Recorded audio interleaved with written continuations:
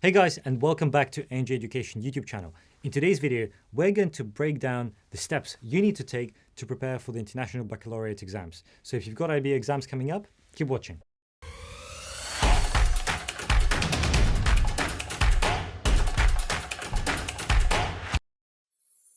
Hey guys, so I'm very fortunate again to those of you who watch our videos, and by the way, thank you guys. You will remember Cora. Hi Cora. Hi. How are you doing today? I'm good, thanks. How are you? Yeah, good. Good to see you again. So Cora is my colleague who's also currently a third year at UCL studying geography. And Cora, you did the IB, right? Yeah, that's right. Okay, so Cora, can you please tell us how do you, first of all, the structure of the IB? Is it all just exams at the end of the second year, or, how do you get your grade? So it's not, for most subjects, it's not only exams, but exams do count a quite large proportion of most subjects. But often subjects will have an IA component or internal assessment or some form of coursework like that, which usually count about 20%. Obviously, there's exceptions. For example, if you take an arts subjects, the coursework will count a lot more, and certain subjects will also have 100% exams, but that's the general structure of most IB subjects. Cool, got it. And, what about the TOK, the extended essay? Can you just tell us a bit more about those? Yeah, so the TOK and extended essay aren't actually full subjects within the IB, but they are important components that will sort of count as the last 3 grades to add up to 45. And those are 100% coursework, so you'll do them throughout your 2 years rather than right at the very end. Gotcha. Cool. And then how do you, speaking of the exams, so just the written exams at the end, how do you actually prepare for them? Well, I think it's important to kind of go for a sort of long run approach leading up to the exams. Don't just leave it to the last week before the exams. And really, after you've sat your mock exams, which usually happen in January, then really take the advice that you get from those mock exams and incorporate it into a sort of revision routine.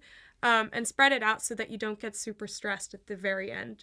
I think it's very helpful to create sort of a revision timetable. And when I was preparing for my exams, my revision timetable wasn't just like biology in the morning, geography in the afternoon, but actually focus on exactly what topic you want to study during that block. And I think it's very useful to start out by breaking it down into individual topics in your first few weeks of revision. And then towards the end, do a lot of past papers and that sort of thing to revise all of it together. Got it. Makes sense. And guys, I talk about it in some of our other videos, but the revision curve, the curve of retention of information, where the more revision cycles you do, kind of the more information sticks. The graph you're seeing, there is a link to this graph you're seeing on your screen right now in the description. But do check out the retention curve. The idea is basically you do 5 or 6 sets of revision notes, starting from a year before the exam, 6 months, 3 months, a month, a week, and then on the morning of the exam. And by the time you're doing the final set of revision notes, you just need one word to kind of trigger the whole chapter in the textbook, and it all comes back to you. So that's something that you should really look into. Cora, it's been very useful. Final top 3 tips from you on how to smash the IB exams. Well, first of all, start early, like you just mentioned. Then I think it's important to do a lot of past papers. The past papers are a really great resource to really recall your memory and make you actually get familiar with the exam itself. And then always look at the sort of feedback you've gotten from your mock exams and incorporate that into your revision, into learning what your topics are that you need to work on more and which ones you're more comfortable with. Cool. Great.